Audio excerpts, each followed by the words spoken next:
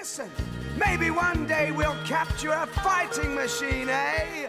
Oh, reading from Book 1, Chapter 11, In London. So, Frank, journalist brother, Miss Elphinston's ex-husband, is splitting with her. She will not see him again for 2 years. He is going off to join the military, and he's picking up pens and paper to write a diary, which is how, like, in the future, retroactively, she's reading to us what happened to him. So we're seeing what Frank does through the eyes of Miss Elphinston after the Second War. Kind of like what they do in the first book. I like just the little life things, like, oh, rationing's just been imposed. Saturday he took a walk. It's just like casual things, and that's like in a world preparing for war. So we're in this kind of ominous, horrific thing. They've already experienced the horrific thing once on Earth with the Martians invading. This strange alien, this foreign, unusual, incomprehensible thing has already happened to them once, and they're terrified of it. But there's these like moments of just getting on with life between it all. It's like, how do we get on with life in this world that's changed so much? But they're just like, and it says he withdrew a healthy amount of cash, which is quite a nice line.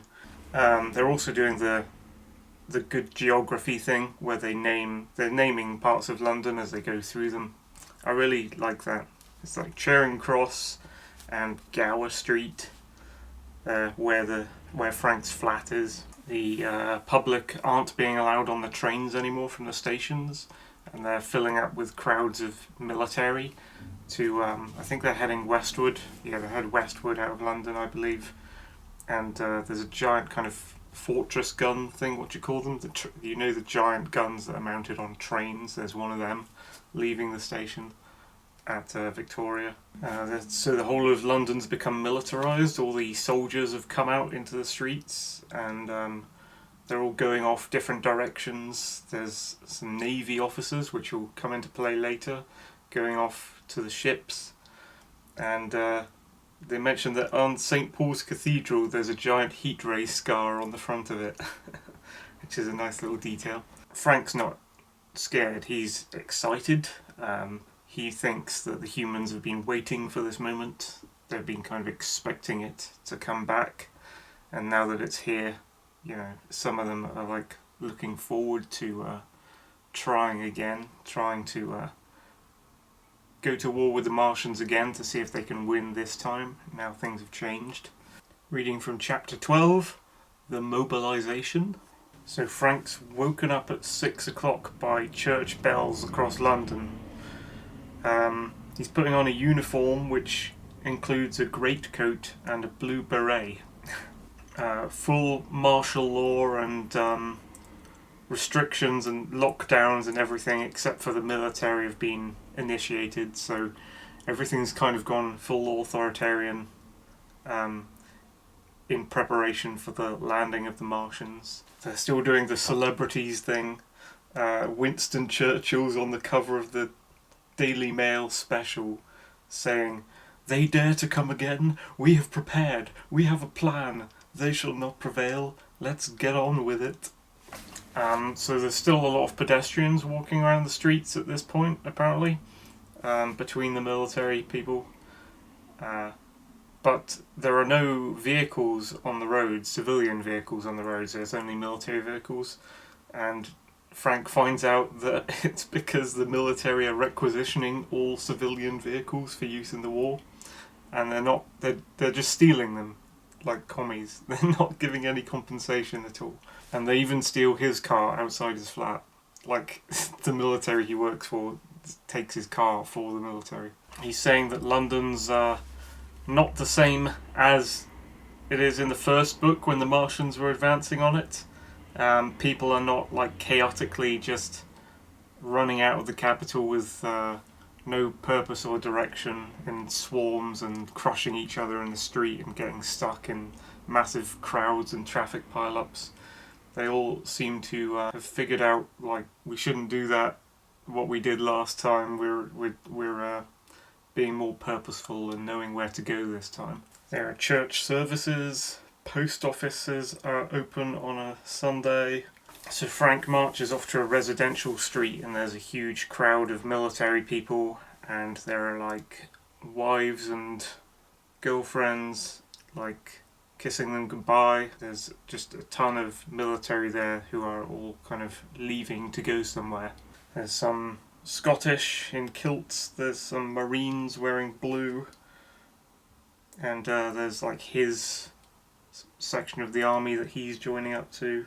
There are women in uniform as well, and they're marching to Baker Street, where they're going to get transport to the front lines. A young woman with short brown hair approaches him from the Military Imperial Nursing Service, which is the section of the army with the women in it, and introduces herself as Verity Bliss. She's apparently in charge of that unit, and apparently she's approaching him because Frank's in charge of their unit, and they're asking him where to get the train to and where they're going, and he doesn't have a clue.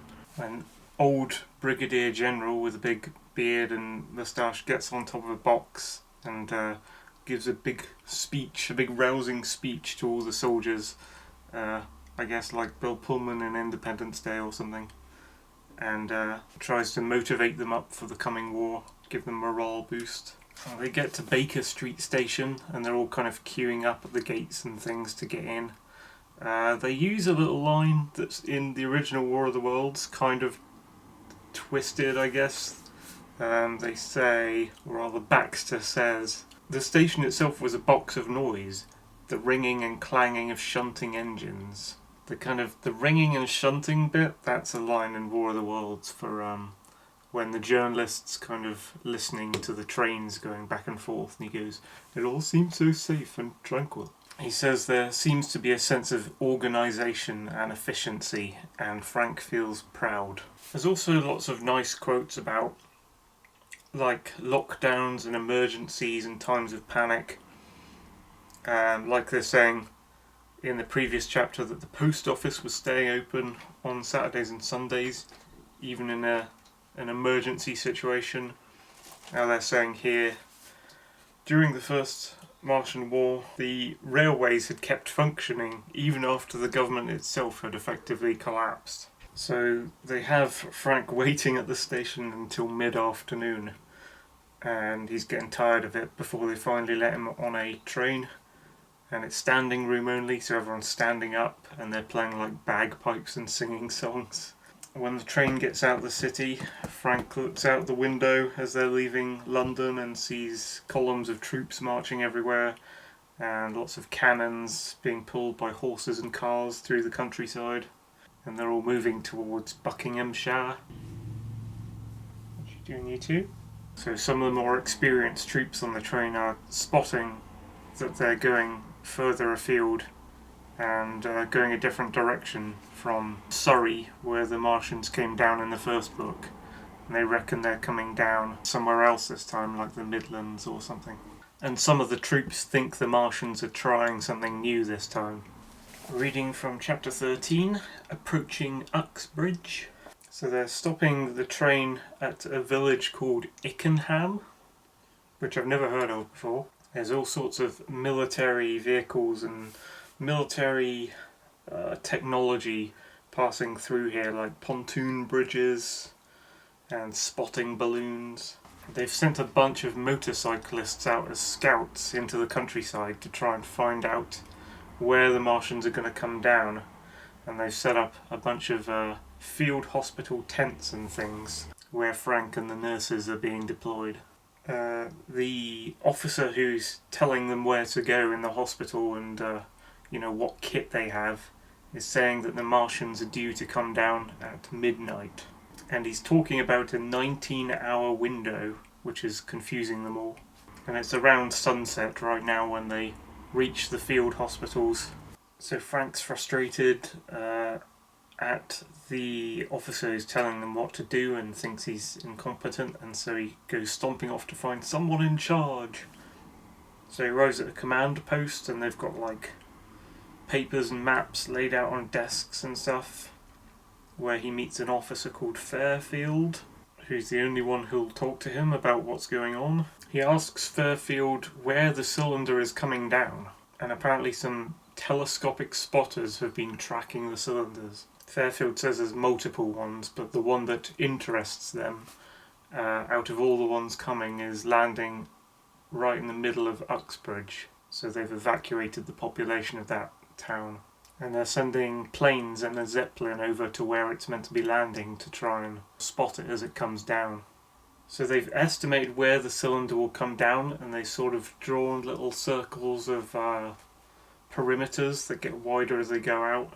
And so they have a guess where the cylinder will be, and then behind that they have like front lines, and then behind that they have ambulances and then aid stations. And so Frank is a fairly secure position, supposedly away from the front lines.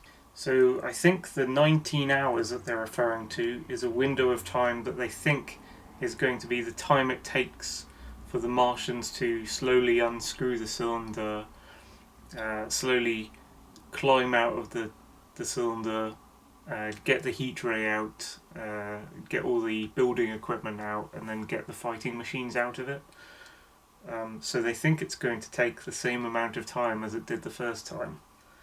And so they're hoping to shell it within that window before then, before the fighting machines can be fully assembled.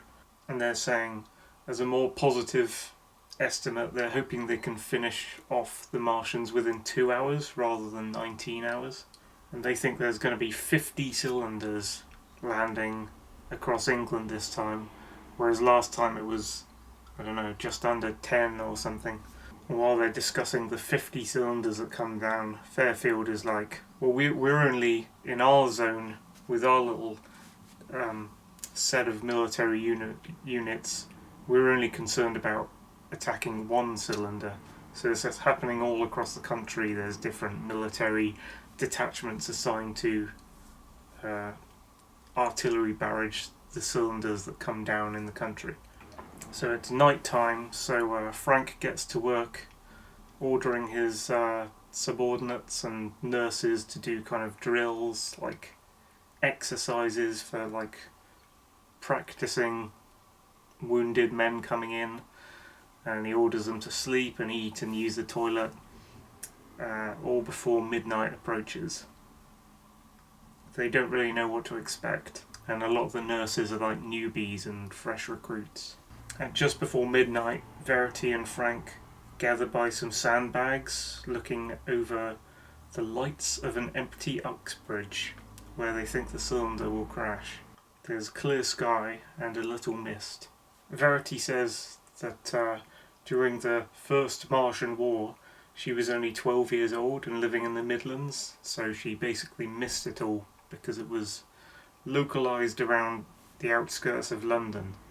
So she only got bits and pieces of it because the Martians, I think the Martians did start moving off towards the Midlands, but I don't know if they made it or not. You'd imagine in their fighting machines they wade over terrain, they would have made it up there, but they're given the impression from this girl that they didn't. The chapter ends with them both like looking out from the sandbags looking for a green flash, and instead a big white flash comes from up above them and a big boom.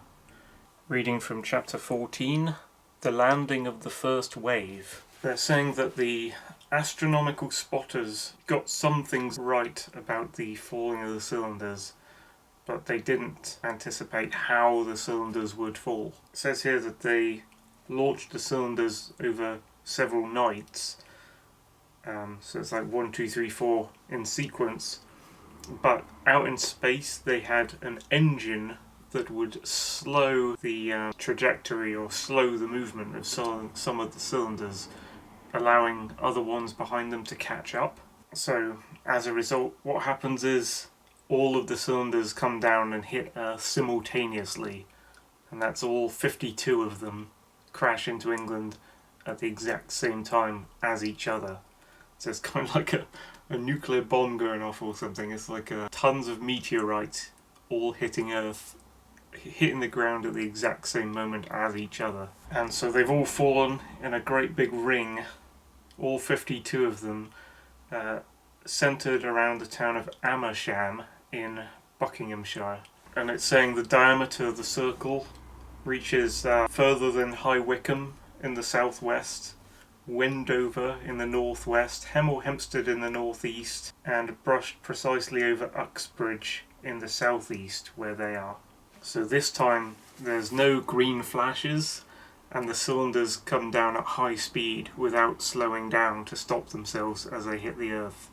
So they must have some tremendously good kind of suspension and stopping mechanisms for when they reach the ground to help all of their contents and crew survive. But now actually they're reading on a couple lines. The purpose of the first wave, it seems, was not to deliver Martians and their equipment intact to Earth, but to just cause destruction. So they've literally just dropped the first bunch of cylinders, it seems like, as bombs, just to fuck up the ground underneath. There's a little bit of kind of conspiracy theory, fiction stuff here where they're talking about the Barringer crater in Arizona, and that scientists have suggested that it was caused by something pretty much the same mass as a Martian cylinder, so that might be what caused that crater in America. Kind of like a steampunk hypothetical come to life. So they're saying these 52 cylinders were dummy projectiles used as bombs. They're using the brute force and kinetic energy of a cylinder, not slowed down as a bomb, just to smash the ground up. And it blasts away an air tunnel above it, converts all its motion energy to heat when it smashes into the ground, and they reckon the cylinder itself gets completely eradicated and destroyed as it crashes. Like, it's not a nuclear bomb, but it's kind of similar to a very, very strong bomb, like a MOB, like mother of all bombs kind of thing. It shatters rock and sends it, like the rock created in the crater is sent up the vacuum tube left behind the cylinder that came down in a fraction of a second. Huge craters left behind, shock waves come out, a big battering wind and a searing heat comes out. So it is a little bit like a nuclear bomb wherever they fall, but I guess without the radiation and stuff. The ground flexes. A mile-wide crater for each one is dug into the earth. And each crater that it creates is bigger than the Arizona Barringer crater. Yikes. Any military units which were within a mile of the crashing crater were all killed. So because of the English, their eagerness to prepare for a second Martian war, and their masses of military that they've pre-deployed around all the spots where they thought the cylinders would fall, less than half of the British Army, the new one they've created, just gets destroyed in that initial blast of the dummy cylinders coming down. So they've lost less than half their army in a second before the Martians have even arrived. And Frank is on the edge of one of these craters after it's hit. Frank's like semi-conscious in a trench, feeling all this kind of hot rock like smash across him. So he finally gets out of the trench and looks over the parapet. He thinks he'll be looking over at Uxbridge, but instead there's kind of nothing there except a bunch of kind of smoke. They say the lights of Uxbridge were extinguished. He can't see the lights of the town anymore. The tent camp, his medical camp that he's had with the tents and, you know, getting all his assistants to sort through all their gear and stuff, has been pretty much destroyed. There's even a field going on its side. As he's surveying this destruction and going, oh, how am I going to clear all this up? It's going to be impossible to go and pick up all our medical supplies that are scattered around.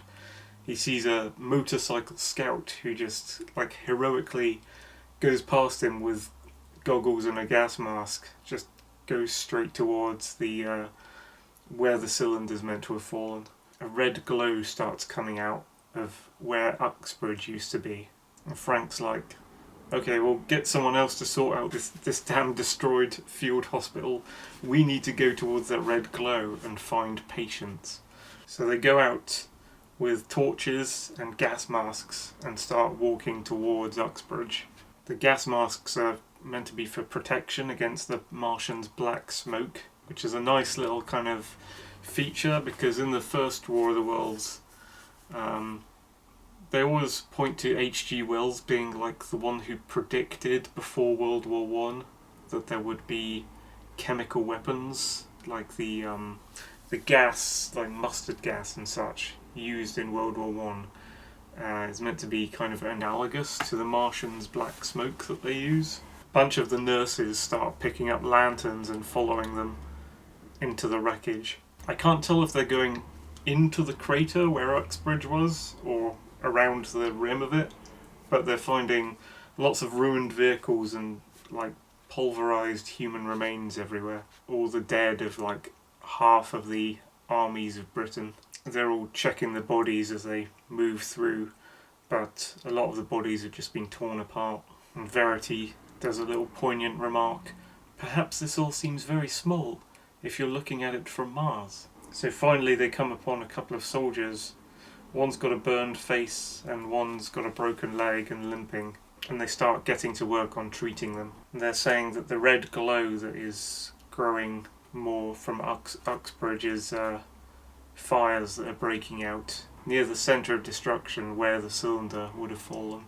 And now kind of wounded and limping people are coming out of the medical tents itself where Frank was stationed. So he begins treating all the wounded that are coming out of this strange apocalypse that's just happened. Okay, I'm reading chapter 15, Monday in London. Now we're back with Miss Elphinstone, and she's in Stanmore. She's waking up to the morning, having not slept since the midnight when the Martians had supposedly come down. She stayed in a hotel on the Strand in London. As a journalist, she wants to be in the centre of things to report on them. So the government and the military have notified the public via loudspeaker vans and megaphones, which seems to be how they're getting in touch, that the Martians are now coming. They think they're heading for Middlesex and Buckinghamshire, away from London at the moment, but they're being told that the army is ready to deal with them this time. So it's unclear how much faith the civilians and public are putting in the government and military to do this job, considering they were completely beaten last time. So Miss Elphinstone at midnight was awake, fully dressed, looking out the window, looking for a falling star or something, like a green flash. She's at a 6th floor window, peering out towards the northwest of London, and what she sees are like a sudden storm, flashes of white light like bolts of lightning that reach down to the ground from high in the air, from miles in the sky, and nothing green at all like last time. She sees it all happen in silence, and then a minute later the sound finally reaches her, like huge like booms of thunder, and Miss Elphinstone hears the smashing of windows in London. The hotel shakes as if by a brief earthquake, and there's the warmth of the now depleted shockwave passing through the air that she feels as well. She was 13 miles away from the nearest dummy cylinder bomb, and the horizon turns slowly red from all the distant fires. It sets the hotel's fire alarms off, and they evacuate the hotel. There's already traffic in the streets from pedestrians doing more evacuation. A lot of them are heading towards a place called Aldwych or Aldwych, in the opposite direction of the bright storm. It's March, so it's cold outside. Everyone's in big coats and things, going out into the street. Everyone was very scared by the sudden flashes of the storm of the cylinders hitting the ground, but now it's all dissipated and gone away. Everything's quiet again. Like, there's no shaking anymore. And everyone's looking a bit sheepish for running out of the hotel because nothing's going on anymore, and the night just seems normal again. Some of the public are thinking the Martians have been shot down even before they landed, trying to work out what's happened. I like that sort of aspect of books like War of the Worlds, where there's sort of kind of a thing happening and there's hearsay about what's going on and no one really knows what's going on, and some people never even find out what's going on, maybe until the end. And it's just like you're in this very peculiar situation where something strange is happening to the world and no one knows what it is and everyone's trying to find out. I like that kind of storytelling. And they have bits and pieces of information of weird things they've seen along the way. They think that, via rumours, that the German Zeppelins that are coming across to help the war effort are carrying some kind of super guns or like a weapon of mass destruction that no one's heard about before. And they think that's been deployed and that's what the big bright light show was about. One guy in the crowd on the streets with Miss Elphinstone with a big moustache is saying that he was in Paris when the Germans took over Paris, which has happened in this timeline, and that he could hear the Germans' artillery going off as they approached, and that he couldn't hear anything that sounded like artillery now, so the British have not launched any artillery strikes on the Martians from what he can hear, and that the place where the cylinders supposedly fell in Middlesex and Buckinghamshire was a lot closer than the approaching artillery as he was in Paris. So he wonders if the Martians are actually winning earlier and all the artillery has been destroyed or something. Some of the public in the streets of London are looking for police officers to censor the guy who's talking about artillery, to kind of silence him and shut him up. They're told they can go back into the hotel, but a lot of them seem kind of unwilling to do so. Miss Elphinstone goes back into the hotel because they're serving drinks still. It seems like each of the hotel rooms have these things called Marvin's megaphones. So the government, the authoritarian Prime Minister, has this like way of speaking to the public through like speakers systems that are in rooms of hotels and things. So the megaphones aren't just like calling things out onto the street, they're like some kind of weird, not kind of radio, I suppose kind of like a radio service. Yeah, they're like talking to the public through speakers in rooms they enter.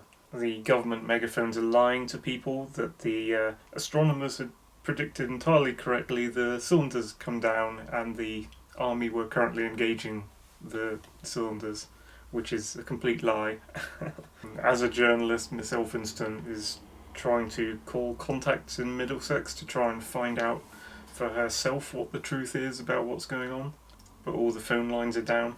She fills her pockets with sandwiches and goes all the way up to her hotel room again, thinking she'll need them to last the night. It's not what any of the public of London have expected, and she lies in her bed for the rest of the night, half awake, not really hearing anything, more like from the front lines. As the sky just starts brightening, she smells smoke, and so she wakes up and leaves the hotel for good. She says, in the twilight, equal to the beginning of the dawn, that bluish light is the red light from all the burning towns and things from the dummy cylinder attack.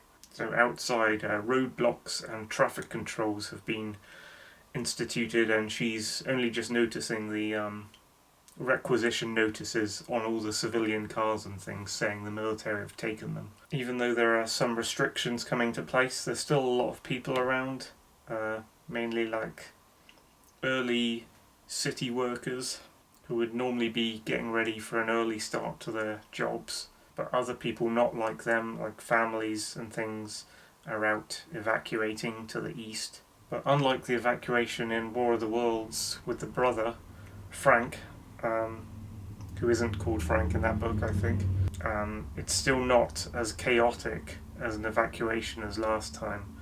People are more restrained, more organised, and there's a lot of police and army in the city of London just standing their ground and staying in town, trying to keep order. There's a guy complaining in the street, "The government have took my motor car. They've took my dog cart, and if it occurred to 'em, they'd have took my mother-in-law's wheelchair too. A lot of the Londoners are mentioning that the black smoke is probably coming and that people need to have their gas masks on them at all times, else they'll regret it. So a lot of the people are more in the know about what happens with the Martians. So Miss Elphinstone starts noticing people coming in limping and with burned faces from the west coming into London, and as a journalist she wants to go over and talk to them to find out their story, but the police constables are keeping her away from them and keeping people from talking to them. So she says she's going against the flow, and she was frustrated about where she is, so she breaks out to the west and starts heading westerly towards the action. She's on the way to Trafalgar Square. She passes Charing Cross Station. It's closed and barricaded, it's got barbed wire all around it. It's all under military control now. Shops are open, but people are fist fighting in grocery stores over food. All the banks have closed, so people can't withdraw their cash. They're anticipating an instant global financial crisis. Miss Elphinstone goes up to the big balcony of the National Gallery over Trafalgar Square and looks out at Nelson's Column and all that. The roads are becoming a lot more packed with pedestrians and evacuees in between the military vehicles. They're all on foot, all the public. Everyone seems to be heading for the southeast. The newsboys come out in the morning to sell newspapers, and everyone wants a copy to try and find out what's going on. She herself gets a copy of the Daily Mail. The headline is, "Huge disaster in Middlesex and Bucks. Half of army lost in moments." Apparently the Parliament in government is in session while this is going on. The top government, like Marvin and the royal family and such, have all fled the capital. The trains are going back and forth carrying shells out to the west from the Woolwich Arsenal. I lived in Woolwich. So Miss Elphinstone crosses to the embankment of the Thames River and crosses Westminster Bridge. She looks out of the water and can see barges full of troops and some torpedo rams, much like the Thunderchild from the first book.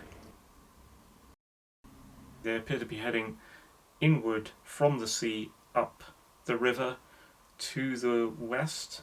So because they don't lie very low in the water, they can get further up the river than other capital ships can. And there are naval guns on some of the barges as well. She says she walks at that point down the bridge road south of Waterloo to Lambeth. There's less alarm down here, but some of the food stores are shut and one's already been looted. And she finishes the chapter wondering if her ex-husband Frank is still alive. Give me a handful of men.